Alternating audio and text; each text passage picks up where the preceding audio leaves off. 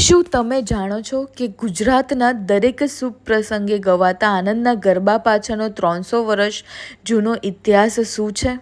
અને એને માત્ર આનંદનો ગરબો જ કેમ કહેવાય છે?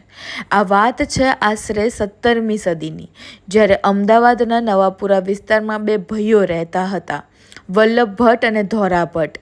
તેઓ મા બહુચરના પરમ ભક્ત હતા. લોકવાયકા અનુસાર એક રાત્રે વલ્લભ ભટ્ટને સ્વયં આદિશક્તિ માં જગદંબાએ સાક્ષાત દર્શન આપ્યા.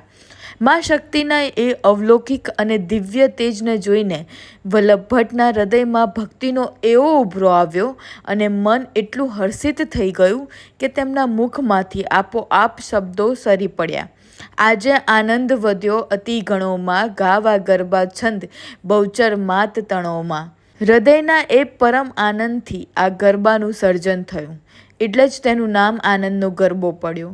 માત્ર 118 કડીઓમાંથી વલ્લભ ભટ્ટે માં પ્રકૃતિ સૃષ્ટિની રચના અને માતાજીના નખશીખ સૌંદર્યનું એવું અદ્ભુત વર્ણન કર્યું જે સામાન્ય વ્યક્તિ માટે અશક્ય છે.